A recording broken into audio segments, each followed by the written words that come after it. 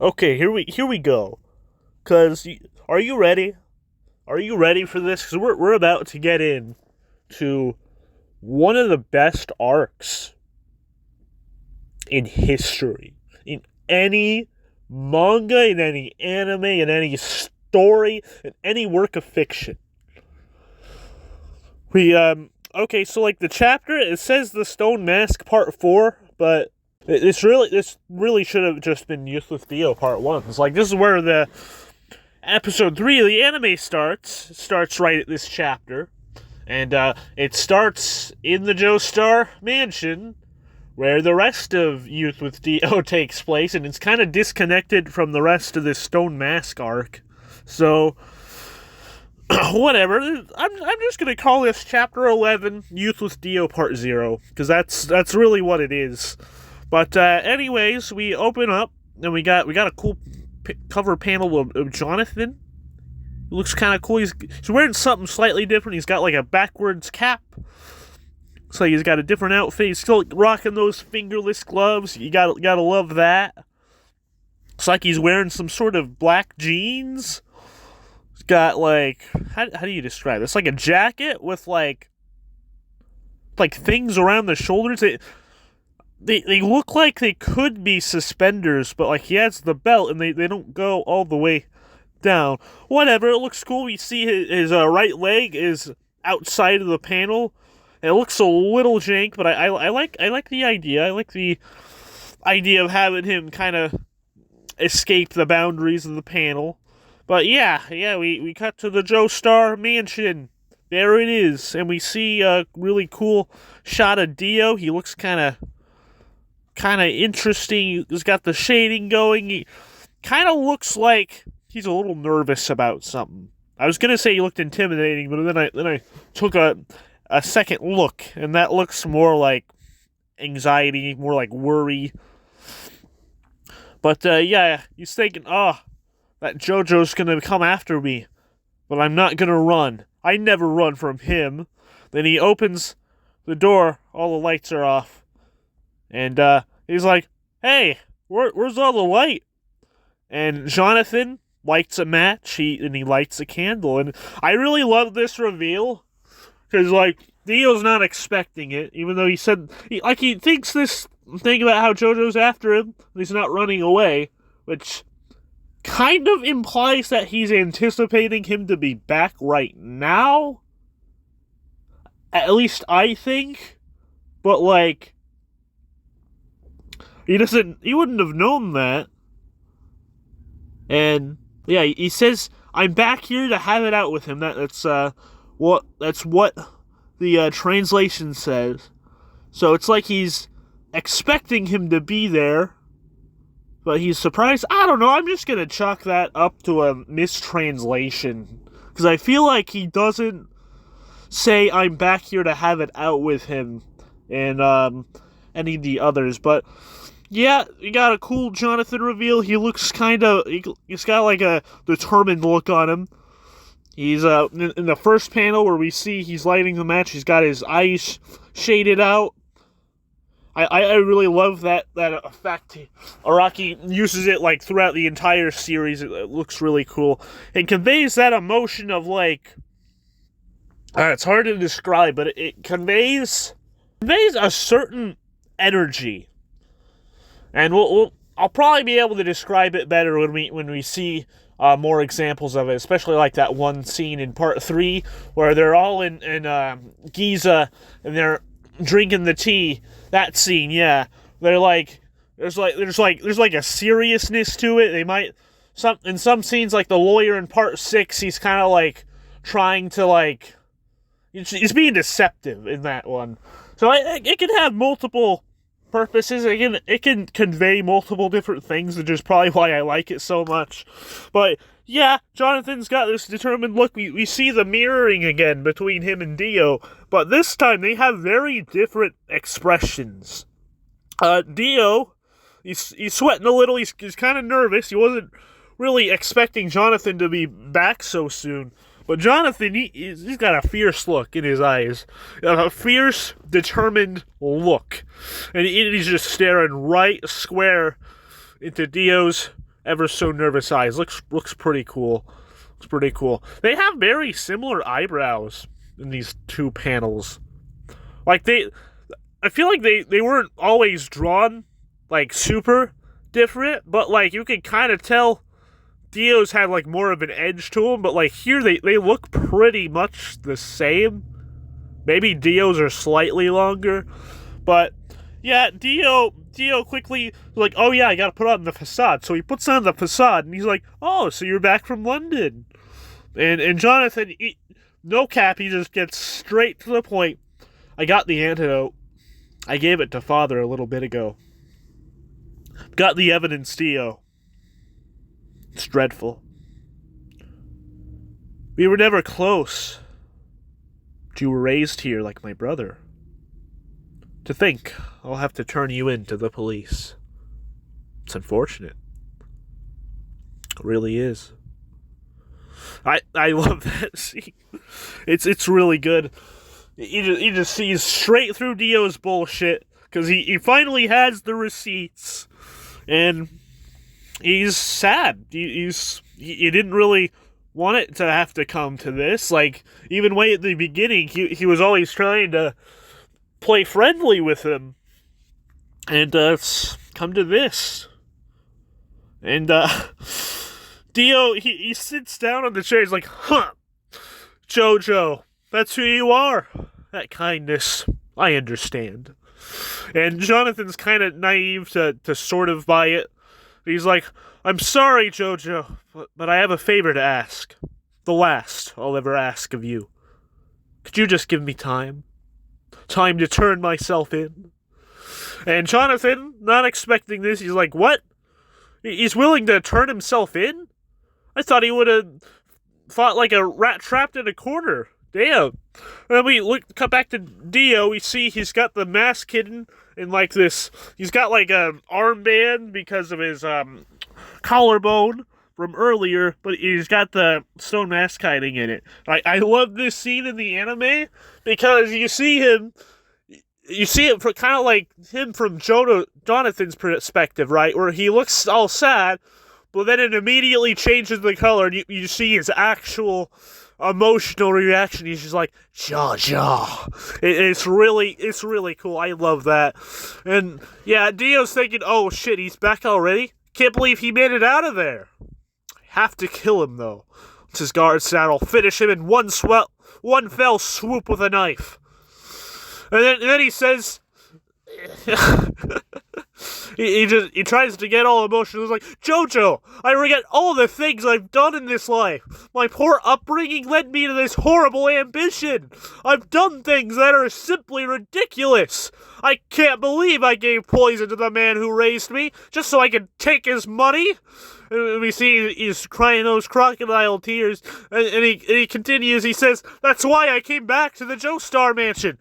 To confess, I thought about running.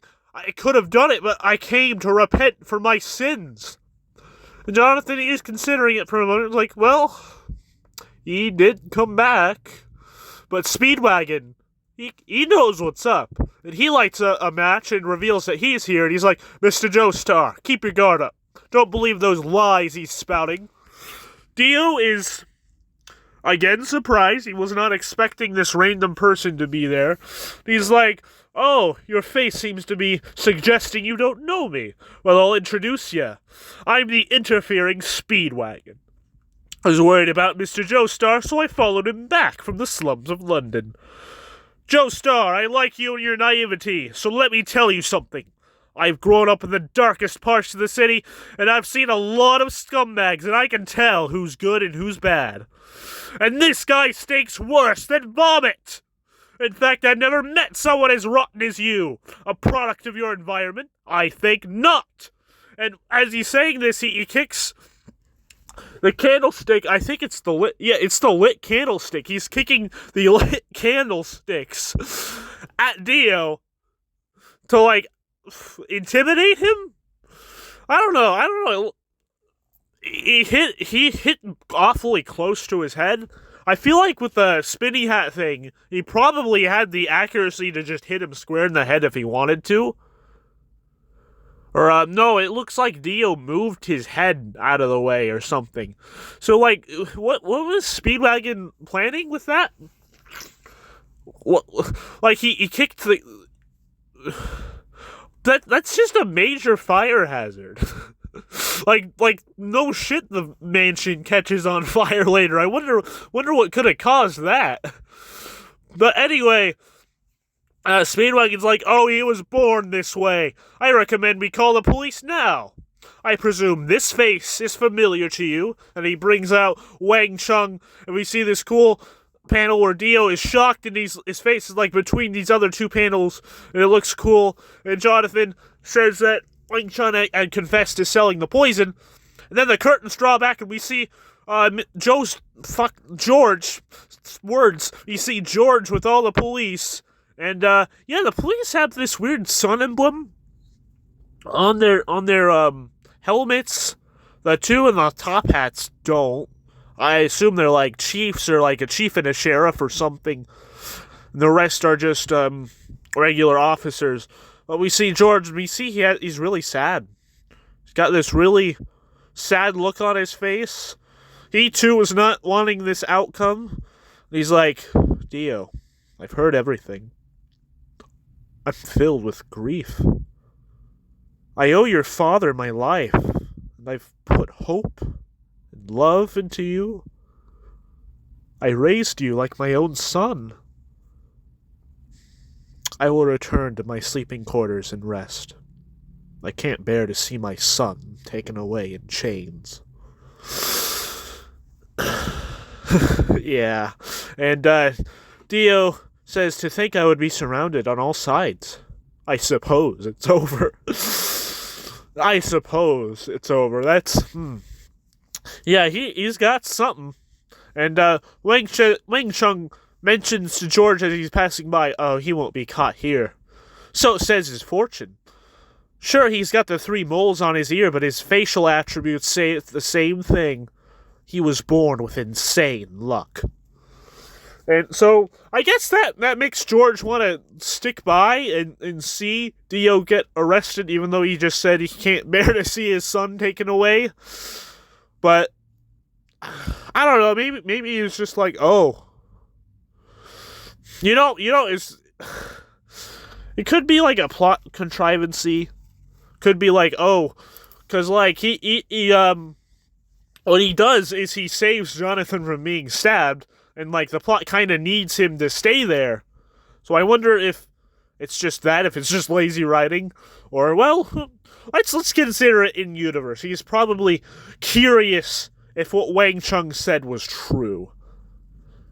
Because, like, you know, he's raised him as a father for the past 7 years. There's a good chance he could have observed some of this luck of his. But, Dio says... Dio, JoJo, I'll allow myself to be put under arrest, but I want it to be you. I want you to put the cuffs on me. All those 7 years together. But, if I may suggest not too tightly, my shoulder's injured, you see.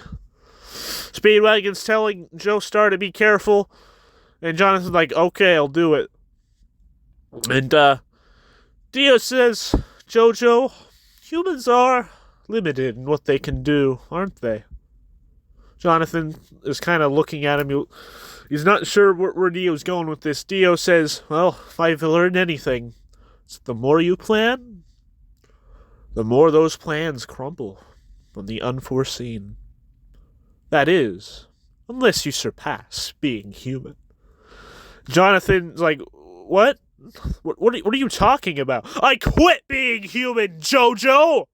And then he pulls out the mask and he, like, breaks his bindings and reveals he has the knife still. Which, that must have hurt him. But, like, maybe his glee just overrid the pain and he's like, I will surpass humanity! And the officer's like, he's got a knife, shoot him! But Jonathan... He's like, oh, what? The stone mask? What's he got that for? What's he gonna do with that? Meanwhile, everyone else is freaking out because he's about to get fucking stabbed. And Dio's like, I'll use your blood to do it, JoJo. But it goes in, then it's slowly revealed that it went into George, and that he got in the way at the last second to save Jonathan. And Jonathan, he's very sad, he's very shocked. He's like, Father! And, the officers are like, shoot him down! Dio's putting on the stone mask, activating it with the blood. The spikes are going in his head, and then they're shooting him, and then he's just laughing at him. He's got this finger point thing going on. And the mask is shining again, and, that's the chapter. That's the end of the JoJonium volume, which is, technically these are the JoJonium chapters, because that's what's on the Viz app. But yes, I love that scene. I think that's one of the best, if not the best, scene in the entire JoJo's Part 1. Entire series is kind of going a bit far, but it's, as far as entire series, I'd probably place that in like top 10. Top 15. There's plenty of other good stuff, but yeah, top 15 probably. At least my top 15 anyways, but yeah, the plot is moving forward. We are seeing some things. I like Dio's performance because, like, it's just fake enough for you to tell that he's being fake. Like, if you weren't sticking around for, like, the entire part so far, and you just saw him do this, I feel like you would have a pretty easy time telling he was just bluffing. Also, he has moles in some of these panels. Like, I'm looking back. He doesn't have them in all of them, but he has the 3 moles in a few of the panels. I guess because they were relevant this chapter. Who knows? All I know is they aren't going to stick around. They're going to go away. It's never going to be relevant again. And, yeah. What if the reason Dio lost in Part 3 was because he didn't have the moles anymore? Because he doesn't have them at all in Part 3. He might in the anime, but I know he doesn't in the manga. What if that's the reason Jotaro was able to kill him? Because he didn't have the moles anymore, and he didn't have the luck stat boost those moles gave him? But, yeah. It's a chapter. We're gonna probably see some more emotionally charged stuff. No, we definitely are. Still have a good bit of this arc left to go. I'm gonna see you later. Oh yeah, I just remembered. So we are at chapter 11, and there's 44 chapters of part 1. So we are at the 1/4 mark of the entire part already. Yeah. This is a short part, but I'm gonna do this thing where at each quarter, halfway point, and 3/4 point, I will reassess my current feelings on the part. So, overall, I've noticed a lot of really small things. Like, what they're wearing. I've been paying a lot of attention to, like, clothes and fashion. Because, like, a lot of people know Araki for being a real fashion nut. Especially in, like, later parts. You'll have, like, characters strike like poses from models and magazines and such, and he'll have them wearing these fresh outfits that look really cool and really unusual. And like part 1 isn't exactly known for that, but it's still got some good drip. Still got some bombastic looking clothes, like what Jonathan's been wearing the past few chapters, for example. It's a lot of detail, a lot of stuff to look at. Kind of overstimulating in a sense, actually. But, yeah, I noticed he's been doing that, and I especially noticed that in chapter 3, because it was like every other page, someone was wearing something new, and I had to comment on it. But Yeah, I feel like I'm coming to appreciate the smaller moments a lot more. Like, Dio getting the shit beat out of him in Chapter 5, that was epic. And this stuff in Chapter 11 was pretty cool. I loved acting all that out. That was great. And I'm noticing just some design perspective things, like the whole mirroring panels thing that comes up every so often, how they look different. And, yeah, so Jonathan's characterization has been kind of interesting, because, like, the first 5 chapters, we got hardly anything. We have that scene in Chapter 1 where he's like, ooh, a gentleman must fight even if he knows he'll lose, and that tells us a good bit. But, like, if you just take the first 5 chapters, when they're still kids, you just take the first 5 chapters, it's kind of all the characterization he gets, and, like, other than that, he kind of just looks like your typical 11-year-old kid. He's like, there's that scene where he just punches that one guy in the face because he called him a rat. That was like his first instinct, was to punch him in the face. And there's that thing where he talks about twirling the frog by the legs.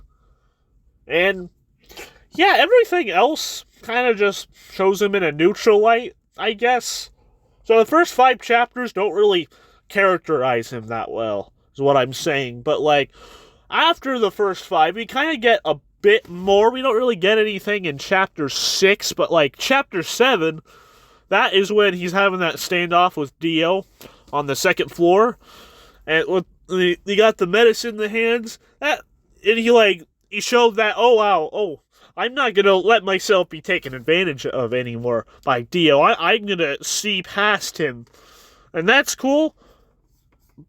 And it shows some growth, especially with the whole thumb in the eye thing and how he avoided it this time. But we don't see much on his character. We see he cares about his father and he wants to protect him.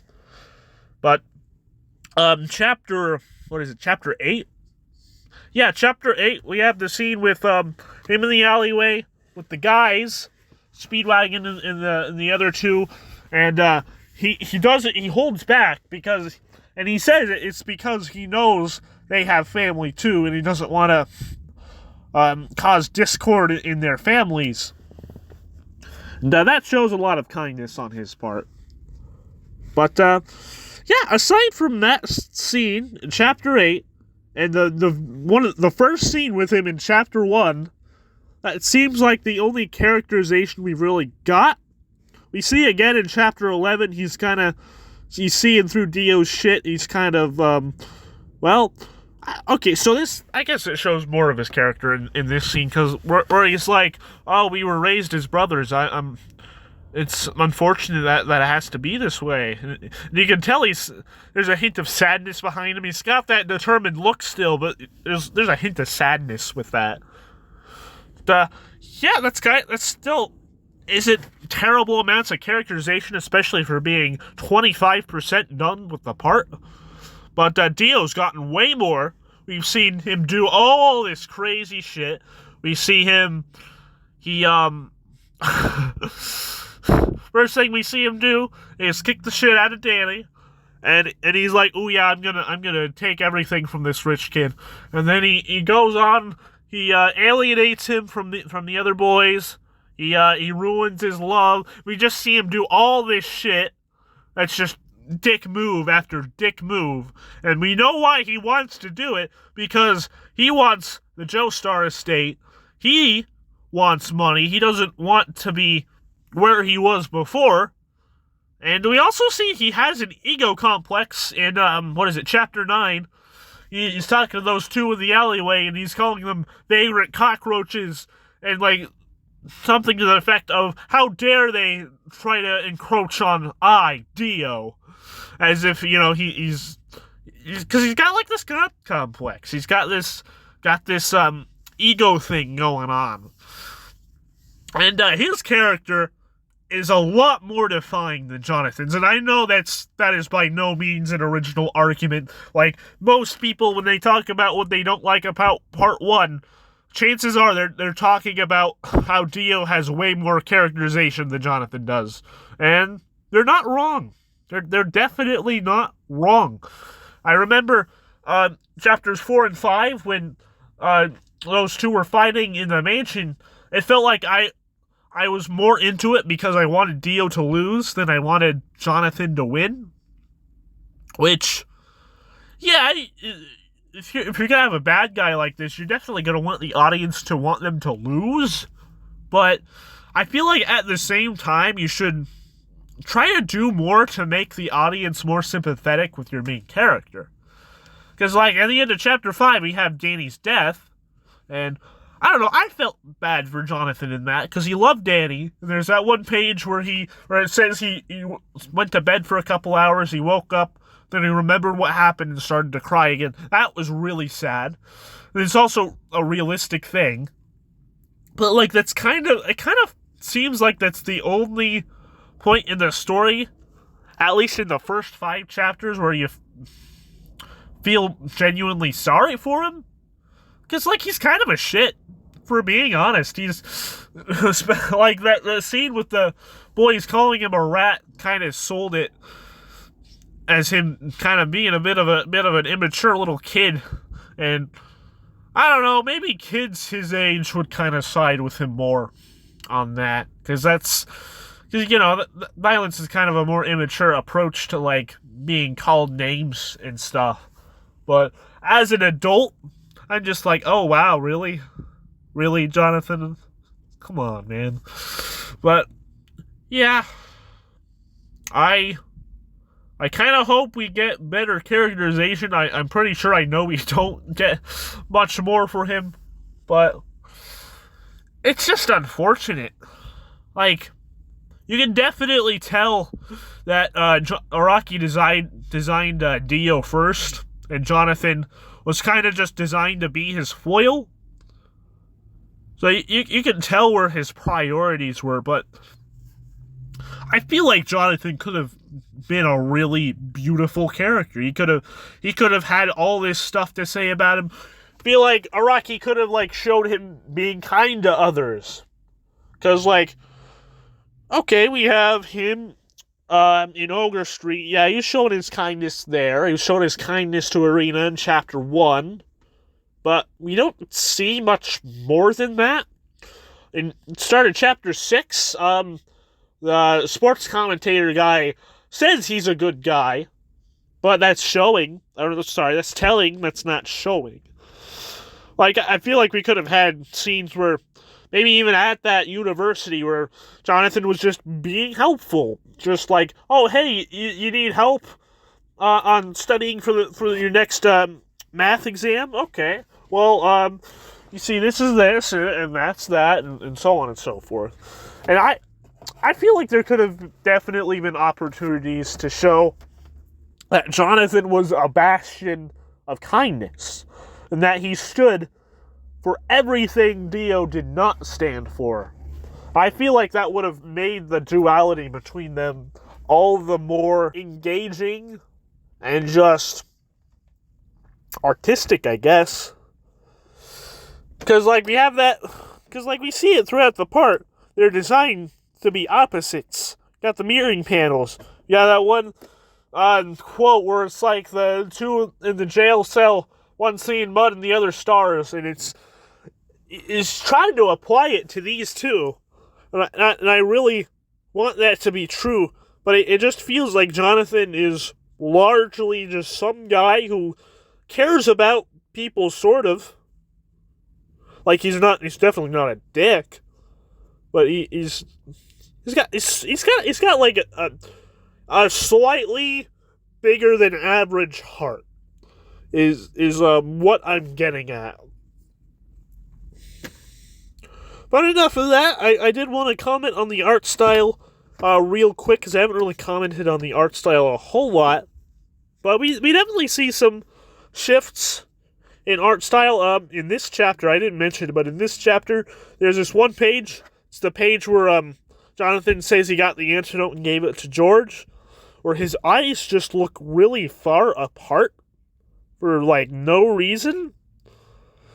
And, like, there's one panel where his facial features are just really small on the shape of his skull.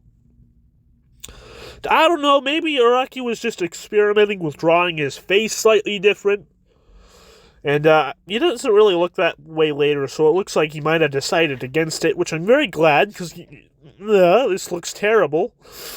But, yeah, it looks like, I especially noticed their noses, but it looks like Araki's getting a better feel for drawing 3D objects. I mentioned this last chapter, but, like, their noses, I guess you can kind of see the shapes of their skull.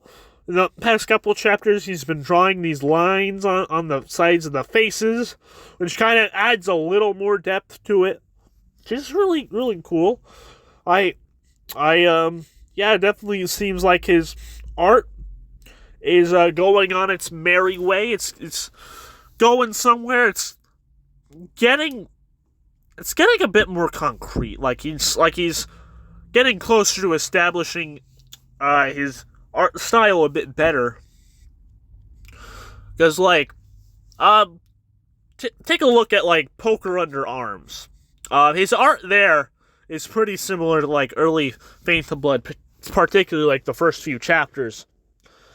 And, yeah, he worked out a few things between Poker Under Arms and Phantom Blood, but they were pretty short-lived. So there wasn't, like, a whole lot of time between the two. But, yeah, I think it's nice that Araki's been using his career as just opportunities to develop his art, see what he likes, see what he doesn't like, and just experiment. Like, we see a lot of experimentation in especially part 4, but, like, really, there's a bit of it in every part. He's always trying new things, even in the current day. It's really cool. But, yeah, I think that's enough for this part checkpoint. I considered doing like it at thirds for like parts 3 through 6 because they're all like around 150-ish chapters. Part 4 is a bit longer at like 174, I want to say. But yeah, I think I'm just gonna stick to quarters because 1, 2, 3, 4. Am I right? Those are numbers.